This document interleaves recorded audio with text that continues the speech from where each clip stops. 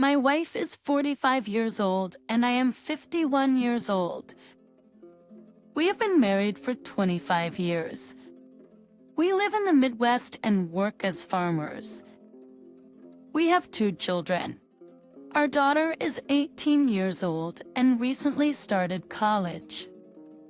Unfortunately, our son passed away 5 years ago. He would have been 20 years old today if he were still alive. I first met my wife when I began working for my grandparents who were also farmers. They mainly focused on raising cattle and growing crops like corn and wheat. My wife's parents had separated, and she found more happiness staying with her grandparents rather than with her parents. But when she turned 18, she decided to move in with her grandparents to help them on their farm. My wife is not like most women, and that's what makes her special. She is pretty with long blonde hair, and she keeps herself in good shape. She doesn't mind getting dirty while working. She takes really good care of our animals, and she knows a lot about using farm tools and machines. When I first met her 30 years ago, I was drawn to her because of her looks and her skills. I have never seen a girl from a small town who is both tough and attractive at the same time. She really enjoyed joking around with guys who worked for her grandparents on the farm, and everyone really liked her. Echoes better ITST. I was just a country boy who had grown up around farms and didn't know much beyond that. My parents were farmers too, but they weren't as big time as my wife's grandparents, who were on a whole different level. When my wife was 19 years old, we started dating. We worked together so well, and it seemed like it was only a matter of time before we would get married. Just around the time we had our now late son, her granddad's health began to decline, and her grandma started having problems with her memory, dementia. This meant that I had to step up and take on the responsibility of being the head of the household, as my wife's father wasn't interested in the farming lifestyle. 5 years ago, our family consisted of a 15-year-old son and a 13-year-old daughter.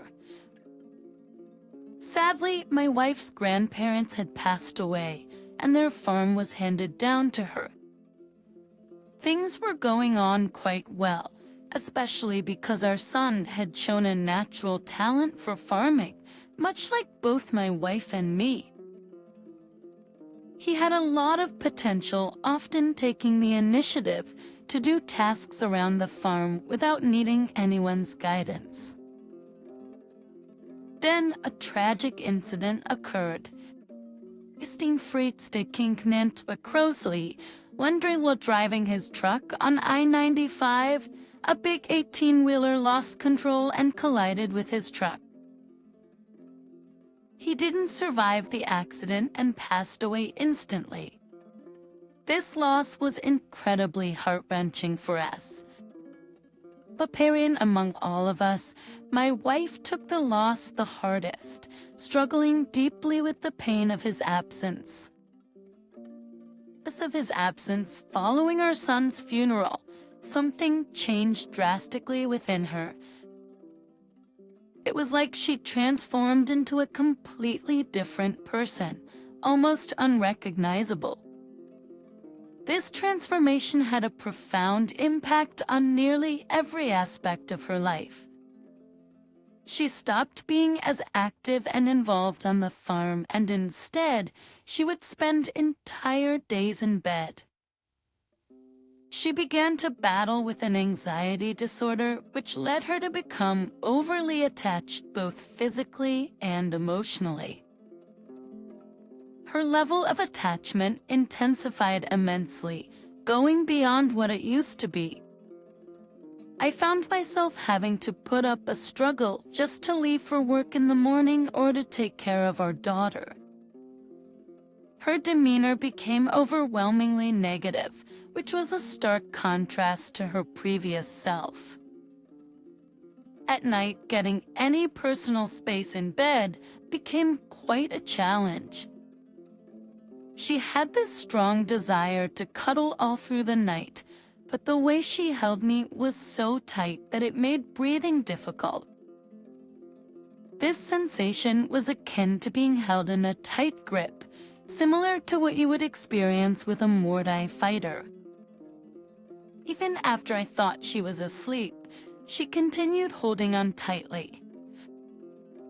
She seemed to need kisses every hour or two, something completely unlike her behavior before her son's accident. Our intimate life underwent significant changes as well. Previously, we were moderately active, being together around 2 or 3 times a week. But after our son's passing, that frequency increased drastically to almost twice or even more each day, even when I didn't feel like it.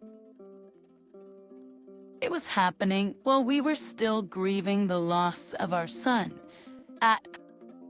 What I came to realize was that this intense need for closeness was her way of mourning, a level of clinginess I have never seen in her before. There are times when I don't really feel like engaging in that activity, and I express my hesitation at first. However, she doesn't seem to pay attention to my protest. She appears to want it so much that I don't want to upset her by declining. During those moments, it is as if we only do things that she's interested in, and I don't get a chance to voice my preference or desire. It's like the focus is solely on what pleases her. It's beginning to feel like our intimate moments are becoming more about fulfilling her needs and desires. I started to wonder if the act is turning into something I need to do for her to find happiness, as a way for her to cope rather than an activity we engage in together, out of love for each other. She tends to get upset over even the smallest thing, causing almost everything to turn into an argument. Occasionally, when she emerges from her downcast mood, she raises her voice about the state of the farm and even directs her anger towards our workers. After teaches a crumb airing that time, there was a 14-year-old boy who used to come to the farm to assist us. His parents were abusive and dealing with drug problems. Since he was often around, I discussed the idea of adopting him with my wife, given his difficult situation with uncaring parents. However, she strongly disagreed with the idea. The boy continued coming to the farm to assist us, and suddenly my wife began to grow fond of him. She mentioned that he reminded her of our son, which initially concerned me, although I didn't dwell on it too much. About a year later, my wife's condition improved, and a big part of that change was due to the now 15-year-old boy. He and my wife developed a close relationship, but I wasn't worried about it because I knew he was a good and diligent young man. My wife took the lead in suggesting that we formally adopt the boy so he could spend more time with us, although he was already around quite frequently. This adoption was meant to make things official. Once the adoption was complete, there was a noticeable positive change in the atmosphere at home. My wife's mood improved significantly. I began to notice that my wife and our adopted son were becoming extremely close. They would have conversations late into the night after I had gone to bed. She would often come to the bed much later than usual. Well, I typically turn in early because my days start before sunrise, heading out to the barn first thing in the morning to tend to the cattle, making sure that they had enough food and fresh water. As their health and well-being were important. I would also carefully inspect them for any signs of illness or injury and provide any necessary medications. Once I am done looking after the cattle, I move to the field where we have corn growing. When it's time for planting, I could be quite occupied getting the soil ready and putting in the corn seed with the help of my adopted son. If it's the season when the corn is growing, my job is to monitor how the corn plants are doing, making sure they are getting the right amount of water and nutrients. Sometimes I have to use irrigation to water them properly and apply fertilizer for their nourishment. I'm also watchful for any pests or diseases that might harm the corn crop. Depending on the time of the year, I could have different jobs to take care of. For example, when it's time to gather the harvest, my adopted son and I have to manage the process of collecting corn with hired hands, who were usually close friends of mine. We use special machines like combined harvesters to efficiently pick the ripe corn ears. Once the corn is collected, I also have to make sure it's stored correctly and transported to a different place as needed. This could be for things like animal feed or for sale. I wasn't concerned with the closeness of my wife and adopted son initially, as my daughter was also spending time with them. A few years after our son's passing, things seemed to be getting back to normal, although we had lost our... His memory was still with me, and I carried it with me every day. Strangely, my wife seemed to have moved on in a peculiar way by forming an unusually strong attachment to our adopted son. They would hug while watching TV together under a blanket, and over time, this became a regular sight that didn't strike me as odd. Our intimate life changed significantly, dwindling to about once every 2 weeks. It didn't concern me too much, as I felt I was getting too old for frequent bedroom activities, and after a long day at work, I hardly had the energy for it.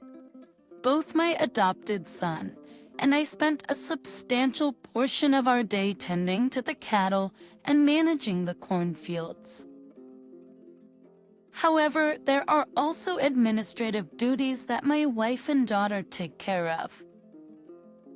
This might include keeping track of expenses, maintaining records for both the cattle and the corn, and handling paperwork related to regulations or sales. There was one day that made me suspicious about my wife's behavior with our adopted son. It happened when I couldn't find my adopted son, and I was looking around for him. We had a separate barn area where our office was located, and my wife spent most of her time there. I walked towards the office door because I had a feeling my adopted son might be there. Right outside the door, I saw his dirty shoes, which suggested he was inside. The office door locking mechanism is defective, so the office can't be locked from the inside. When I opened the office door, it seemed like I had interrupted something between my wife and our adopted son. There was a brief moment where I sensed from their expression that I had walked in on something unexpected. However, at the time, my mind didn't entertain the possibility of what I almost thought I saw. Moving on by 3 years, our daughter turned 18 and headed off to college. This meant that at home it was mainly just me, our adopted son, and my wife. During the harvesting season, we had some additional hands helping out on the farm. After a hard day's work like that, it was a usual routine for us to head to the bar and have some drinks. However, since my adopted son was barely 19 and not of legal drinking age, he would usually head into the house early. As the day was winding down, Alk told the other workers to go ahead without me as I needed to finish up a few tasks. I wanted to give the cattle a final check to ensure they were settled for the night. Following that, I took the time to make sure that all our equipment was properly stored for the evening, and for some reason, I felt the urge to go to the office and let my wife know that I was about to leave. This was quite unusual for me, as it was already our established routine to go out after a busy day of harvesting. But as I turned the doorknob and opened the door, a sense of discomfort had already settled in my stomach. It was odd. It was an odd sensation, like something wasn't quite as it should be.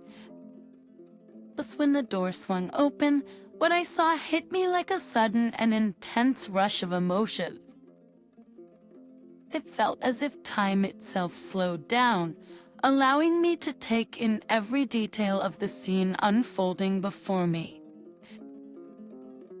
There in the midst of it all was my wife, the person I had always held the greatest trust in, on her knees, performing oral acts with our adopted son. My heart raced inside my chest. The feeling of shock and disbelief hit me like a sudden wave. It was as if my mind was struggling to make sense of what I was witnessing. Urgent extiates pour all at once. I felt a surge of anger, hurt, and an intense feeling of being let down. And this emotion seemed to swirl together in a confused mix that almost made me feel numb. I couldn't control it. My hands tightened into fists and my breath became deeper and heavier, as if a surge of energy was rushing through me, making me feel a bit dizzy. For a brief moment, I felt like I was suspended, detached from what was happening around me. The room itself appeared hazy at the edge, as if my vision had narrowed down to a distressing scene right before me. At first, I had this strong urge to shout, to ask for some explanation, and to let out all the feelings that were causing turmoil within me. However, there was also a part of me that wished to look away, to reject what my eyes were seeing, and to somehow believe that it wasn't actually happening. As the seconds passed, it became clear that I couldn't avoid dealing with what was happening. The understanding hit me like a force, pulling me out of my initial stunned state and pushing me toward a more resolute mindset. Tears welled up in my eyes, a blend of sadness and frustration, ready to break free. My voice quivered as I summoned the courage to speak. My question carried a sense of openness and vulnerability that I hadn't felt in a long time. What's happening? My adopted son couldn't meet my gaze directly. I could see a blend of guilt and surprise playing across his face. My wife shifted her attention towards me. There was shame, regret, an unusual touch of defiance present in her eyes. A thick silence settled in the air, the only sound breaking it being the rhythm of my own breath. Right then, it hit me like a brick. something had shifted. Perhaps the acting CE, the solid base of trust that our relationship stood on, had crumbled and there was no way to undo it. Betrayal seemed to be coming from both my wife and my adopted son. His anger surged through me, and I gripped him by the neck and pulled him out of the room. My wife's scream ringing in my ears as she tried to intervene. I was so angry and had a strong urge to strike him, but I managed to stop myself. I warned him sternly that if I ever saw him in my house again, I would. Again, I would do him harm. But that said, I turned and walked away, leaving behind a whirlwind of intense pain and confusion. Amidst this overwhelming emotional turmoil, I made my way to the bar to be around my friends, hoping to forget, even if just temporarily, the shocking scene I had witnessed. At that moment, being alone was the last thing I wanted, though it was hard not to think about what had unfolded. The weight of the situation was crushing, and the enormity of my feelings was almost too much to bear. I sat at the bar, trying to drown out the thoughts, but it was difficult to escape them completely. The magnitude of it all was simply immense. The question that kept echoing in my mind was, how long had this been going on? We adopted him at 14, and he is almost 19 when I discovered the truth, but who could say for certain how long this had been happening? Eventually, the noise in my head became too overwhelming, and I decided to head home early. Of the need to confront my wife and face the reality of the situation was becoming too insistent to ignore. Upon my return home, my wife was nowhere to be seen, and it was evident that my adopted son had packed up his things and left as well. It was at this point that the full weight of the situation hit me, and I couldn't hold back the tears any longer. The enormity of my son's passing and how my wife had spiraled into a destructive path, ultimately leading to the downfall of our family, became painfully clear. I phoned my daughter and recounted the disturbing scene I had witnessed with her mother. To my surprise, she wasn't shocked by the news, sharing that she had already suspected that something unusual was happening between them, though she hadn't actually caught them in the act. In contrast to my daughter's readiness to address the situation, my wife exhibited a sense of cowardice, refusing to come home for a span of months. She also declined to answer her phone, effectively evading any communication attempts. After my daughter reached out to her, my wife's initial response was to claim that it was a mistake. However, she later confessed that her feelings were deepened and that she had developed romantic affection for our adopted son. She expressed her fear about how I would react to this revelation. My daughter informed me that both my wife and our adopted son were still at a hotel, the location of which my wife hadn't revealed. I felt a profound sense of confusion and disorientation. Even though I had dedicated my life to managing and operating the firm, I legally owned nothing, as my wife had inherited it from her grandparents. But the sense of being betrayed was absolutely overwhelming.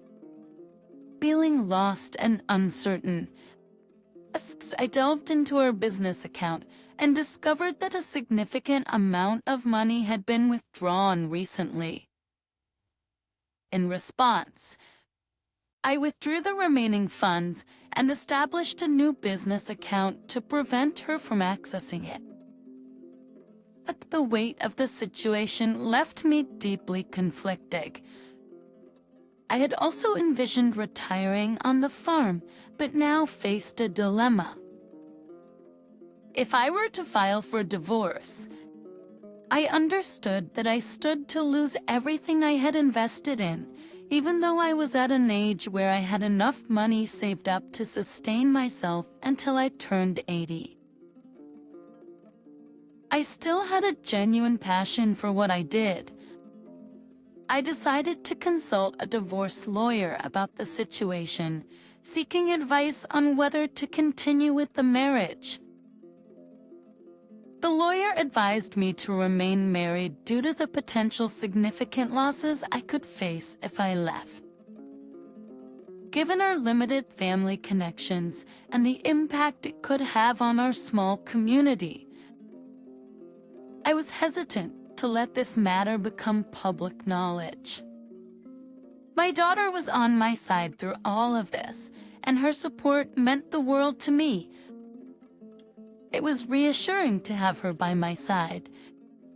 After around 2 months had passed, out of nowhere, my wife called me. She expressed her desire to return home and apologize for her betrayal.